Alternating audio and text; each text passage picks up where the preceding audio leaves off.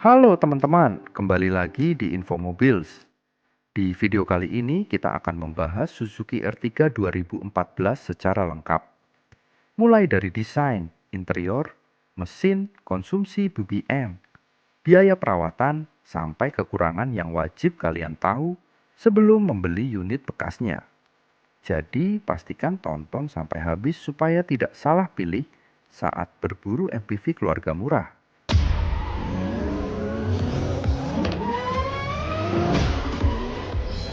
Suzuki Ertiga pertama kali hadir di Indonesia pada tahun 2012.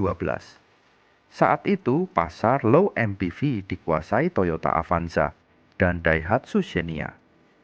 Suzuki melihat peluang dengan menawarkan sesuatu yang berbeda. Alih-alih mengejar ketangguhan di jalan rusak, Suzuki fokus pada kenyamanan berkendara. Karena itu, Ertiga menggunakan platform yang lebih mirip mobil penumpang dibanding mobil niaga. Hasilnya, banyak orang yang pertama kali mencoba R3 langsung merasa suspensinya lebih empuk dan kabinnya lebih senyap dibanding rival-rivalnya saat itu.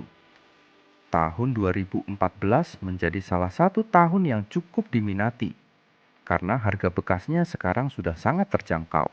Kalau melihat R3 2014 saat ini, desainnya memang tidak bisa dibilang modern, tapi justru bentuknya terlihat sederhana dan tidak cepat terlihat tua. Bagian depan menggunakan grille krom dengan lampu halogen besar yang memberi kesan elegan. Dari samping, siluet bodinya cenderung membulat.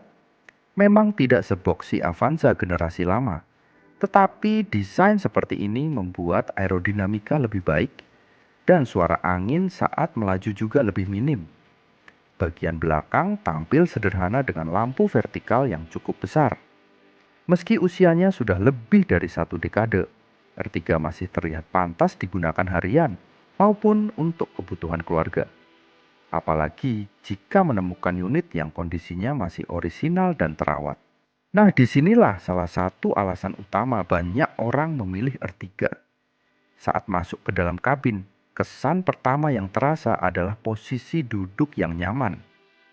Joknya cukup empuk dan desain dashboard terlihat rapi. Memang materialnya masih didominasi plastik keras, tapi kualitas perakitannya tergolong baik. Untuk baris kedua, ruang kaki cukup lega, dan jok dapat digeser maju mundur. Suspensi yang empuk membuat penumpang belakang lebih nyaman saat melewati jalan bergelombang.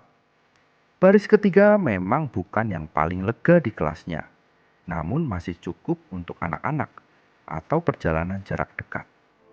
Salah satu keunggulan R3 dibanding rival seangkatannya adalah tingkat kenyamanan berkendara. Banyak pemilik yang mengatakan bahwa mobil ini terasa lebih seperti sedan dibanding MPV murah. Saat diajak perjalanan jauh, kabin terasa cukup senyap dan tidak cepat melelahkan. Inilah alasan mengapa banyak keluarga masih mencari R3, generasi pertama hingga sekarang. Suzuki Ertiga 2014 menggunakan mesin K14B 1400. Tenaganya sekitar 95 horsepower dengan torsi 130 Nm. Di atas kertas mungkin tidak terdengar istimewa. Namun untuk penggunaan harian, performanya cukup responsif. Mesin ini terkenal halus dan minim getaran. Saat digunakan di dalam kota, tenaga terasa cukup ringan untuk membawa 5 hingga 7 penumpang.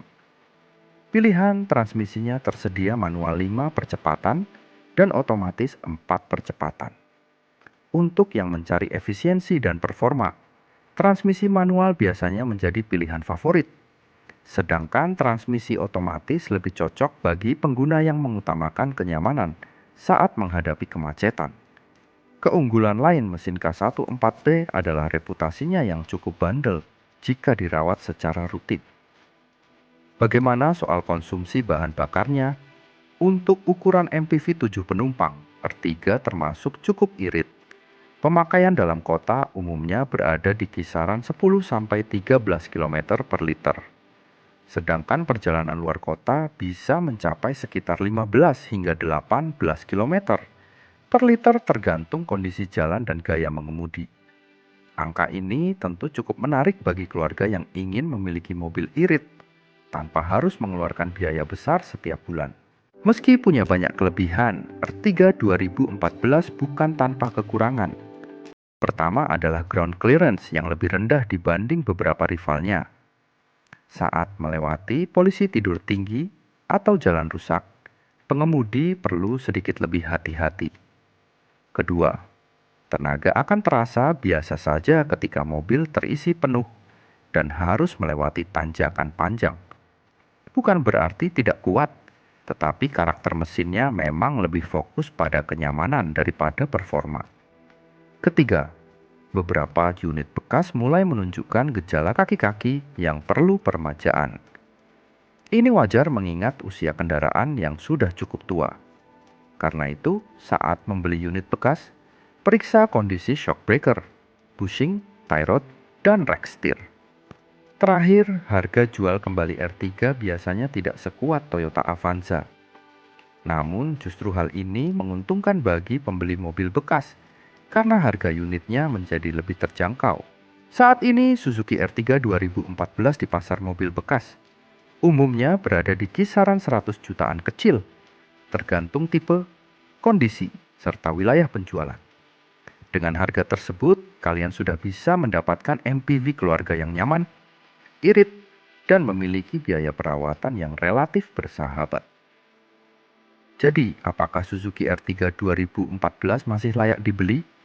Jawabannya masih sangat layak. Mobil ini cocok untuk kalian yang mengutamakan kenyamanan, konsumsi BBM yang irit, serta kabin yang cukup lega untuk keluarga. Memang ada beberapa kekurangan seperti ground clearance yang tidak terlalu tinggi dan harga jual kembali yang biasa saja.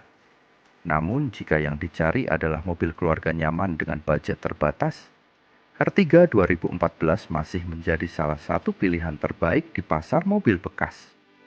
Kalau kalian sendiri, dengan budget sekitar 100 jutaan, pilih Suzuki R3 2014 atau Toyota Avanza generasi yang sama.